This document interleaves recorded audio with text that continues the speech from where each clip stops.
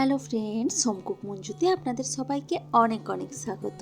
আজ আমার রেসিপিতে থাকছে সয়াবিন কষা। এই সয়াবিন কষাটা আমি বানাবো একদমই নিরামিষ পদ্ধতিতে। মাছ মাংসের স্বাদকেও কিন্তু এই সয়াবিন কষা হার মানিয়ে দেবে, এতটাই টেস্টি হয় এই রেসিপিটি। তো এই রেসিপিটি বানানোর জন্য প্রথমেই আমি কড়াইতে সরষের তেল গরম করতে দিয়েছি। সরষের তেলটা বেশ ভালো মতো করে গরম করে নিচ্ছি। ভালো মতো করে যখন গরম হয়ে যাবে তখন আমি এই তেলের উপর দিয়ে দেব টুকরো করে কেটে রাখা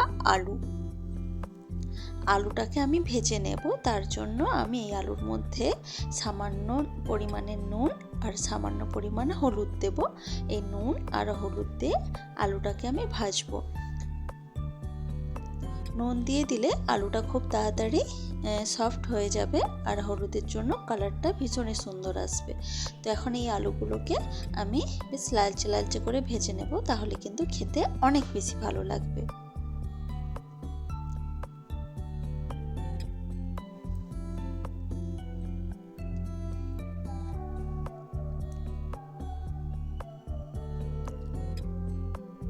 তো দেখুন আলুর মধ্যে কিন্তু বেশ লালচে কালার চলে এসেছে। তো সেই জন্য আলুগুলোকে এখন তেল থেকে তুলে রাখছি। এখন এই তেলটার মধ্যে আমি ভেজে নেব সয়াবিনটাকে আমি হালকা গরম জলে প্রায় 15 মিনিট মতো ভিজিয়ে রেখেছিলাম। সেই সয়াবিনটাকে আমি জলটা চেপে ফেলে দিয়ে এখন ভাজতে দিয়েছি। ভাজার জন্য আমি এর মধ্যেও সামান্য নুন আর হলুদ গুঁড়ো ব্যবহার করেছি।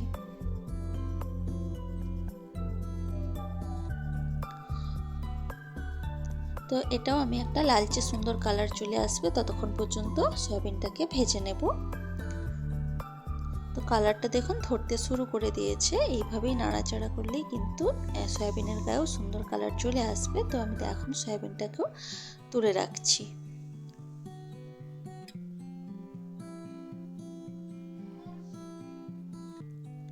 তো সয়াবিনটাকে তুলে নেওয়ার পর কড়াইতে আমি আবারও কিছুটা সরষের তেল দিলাম। এখন এই তেলটা গরম হয়ে যাওয়ার পর এখন আমি এই তেলের মধ্যে দেব একটা শুকনো লঙ্কা, একটা তেজপাতা আর কিছুটা গোটা জিরে।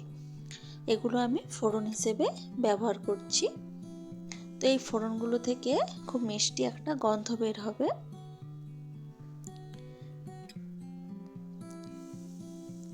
তো ফোড়নটাকে ভেজে নিলাম এবং সুন্দর গন্ধ বের হয়ে যাওয়ার পর এখন আমি এই তেলের উপর দিচ্ছি 1 চামচ মতো আদা বাটা। আদা বাটা তেলে দেওয়ার পর অনেক সময় ছিটিয়ে আসে, তেল ছিটিয়ে আসে, আদা বাটা ছিটিয়ে আসে। তো তার জন্য আমি সাথে সাথে কিছুটা হলুদ গুঁড়ো দিয়ে দিলাম, এতে করে আদা বাটা আর ছিটিয়ে আসবে না। তো আদা বাটাটাকে এখন আমি ভেজে নিচ্ছি হালকা করে।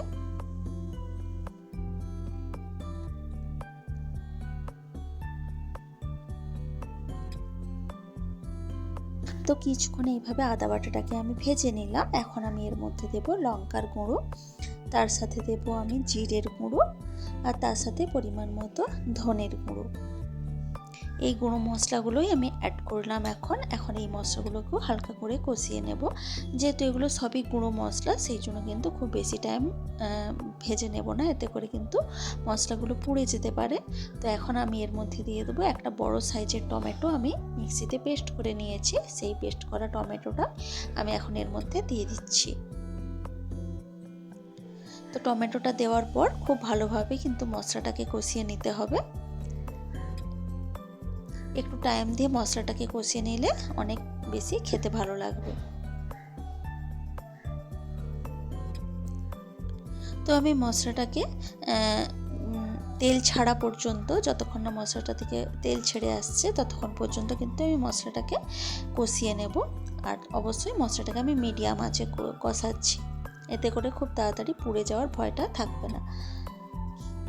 তো এখন আমি দিয়ে দিলাম টুকরো করে কেটে রেখে যে আলুগুলো ভেজে রেখেছিলাম নুন আর হলুদ দিয়ে, সেই আলুগুলোই দিয়ে দিলাম।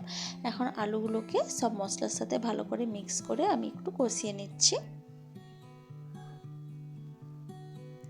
কিছুক্ষণ কষিয়ে নেওয়ার পরে এখন আমি দিয়ে দেব ভেজে রাখা সয়াবিনগুলো।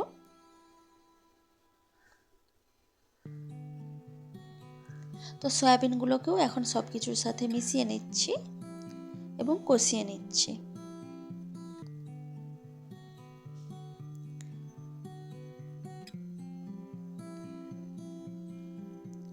তো কিছুক্ষণ এইভাবে কষিয়ে নেওয়ার পর এখন আমি দেব পরিমাণ মতো জল, কারণ আলু আর সয়াবিনটা সেদ্ধ হতে লাগবে। এই রেসিপিটা কিন্তু খুব বেশি পাতলা ঝোল হবে না, একটু ঝোলটা ঠিক হবে, সেই বুঝেই কিন্তু আমি জলটা দিয়েছি, যাতে খুব বেশি পাতলা না হয়ে যায়। তো জলটা দিয়ে সব কিছু একটু নাড়িয়ে চাড়িয়ে দিয়ে তারপর আমি এখন দিচ্ছি স্বাদ মতো নুন, কারণ আমি নুনটা আলুর সাথেও দিয়েছিলাম যখন আলুটা ভেজেছিলাম, আর সয়াবিনটা ভাজার সময়ও নুন দিয়েছিলাম। তো সেই বুঝে কিন্তু নুনটা আমি দিলাম। নুনটা দিয়ে একটু সব কিছু ভালো করে মিশিয়ে আমি এখন ঢাকা দিয়ে দিচ্ছি এটাকে সেদ্ধ হওয়ার জন্য। প্রায় 3 থেকে 4 মিনিট আমি সেদ্ধ হতে দিয়েছি খুব ভালোভাবে। 3 থেকে 4 মিনিট মতো পর দেখুন ঢাকা খুলে দিয়েছি, আর এখন কিন্তু ঝোলটা অনেকটাই কমে গেছে।